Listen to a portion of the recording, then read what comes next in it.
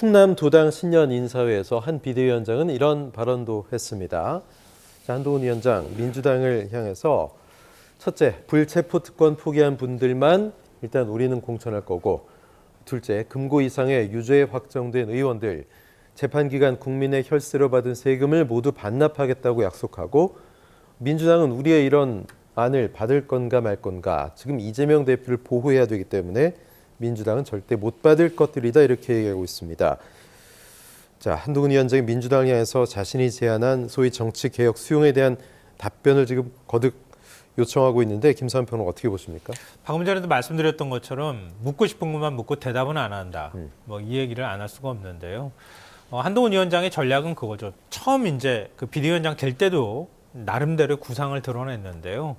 그러니까 민주당의 이른바 운동권 세력, 그러니까 86 세력이 어떤 운동권 정치를 하고 있는 거, 이제 기득권으로 규정하고 물러날 때 됐다. 이거 하나 하고, 또 하나는 그 세력의 부패, 그러니까 도덕성에 관한 문제를 집중적으로 제기하겠다, 이렇게 얘기했던 거하고 같은 맥락이 아닐까 싶어요.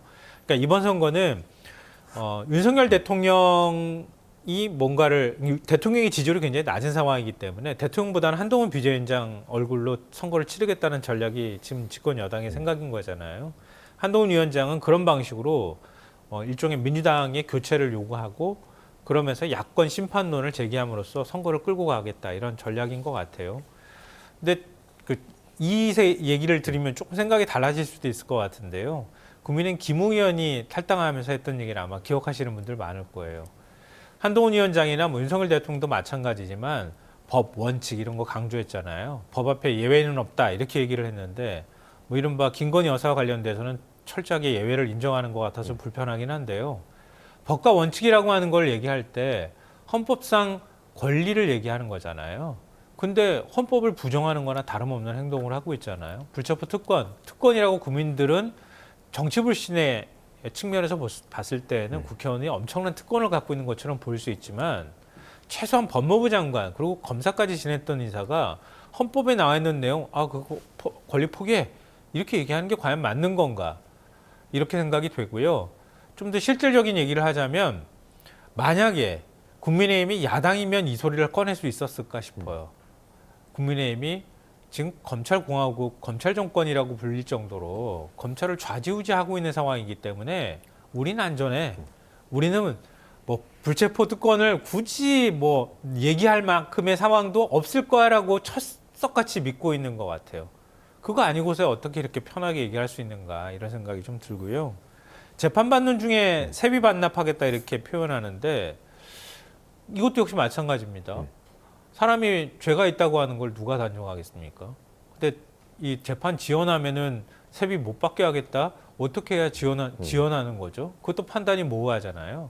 그러니까 결국은 정치적 수사, 레토릭, 정치 공격성으로 이런 말을 꺼내고 있다, 저는 그렇게 생각합니다. 네, 지금 말씀하신 불체포 특권 포기, 그리고 세비 반납, 귀책 사유 때문에 재보궐선거가 치러지면 후보를 공천하지 않는 것, 이런 것들, 글쎄요. 마지막은 김태우 전 구청장 실형으로 치러진 보궐선거에 대한 패배, 좀 의식한 발언이 아닌가 하는 생각도 드는데, 최시원 평론 어떻게 들으셨습니까? 그렇죠. 그러니까 당원 당규에 기재된 대로 하는 게 그게 옳다. 그러니까 네. 말하자면은 지난번 민주당도 사실은 그거를 뒤집는 바람에 어찌 보면 패배를 자초한 거죠. 그때 이제 보고 박원순 시장의 이제 사망으로 인해서 서울시장 재보궐선거가 치러졌을 때, 그때 만일 공천을 하지 않았더라면은 당시에 그렇게 말하자면 정권 심판론까지 가진 않았을 거예요. 그런데 그때 무리하게 당원 당규를 이낙연 당대표 때 바꿔서 공천함으로써, 그때 이제 참패를 당함으로써 그때부터 이제 보수 진영이 되살아나서 결국에는 이제 대선 승리까지 이어지는 그런 단초를 마련해 줬고,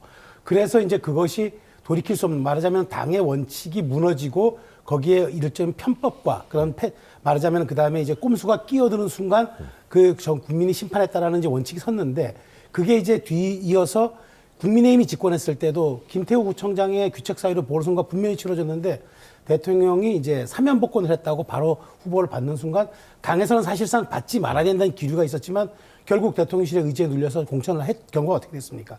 17%가 넘는 높은 이제 표 격차로 패배를 하고 나니까, 그 다음에 비로소 수도권 위기론, 총선 위기론, 그 다음에 정권 위기론까지 이렇게 치닫지 않았습니까? 그러니까 그때 귀책 사유로 인해서 무공천한다라는 그 원칙만 지켜졌으면은 사실 국민의힘이 지금 위기가 아니라고 얘기를 할 수도 있을 상황이었는데 그렇게 됐기 때문에 한동훈 위원장은 본인이 이제 쉽게 얘기해서 지금 비대위원장으로 온 것은 당의 대표로 온 거 아닙니까?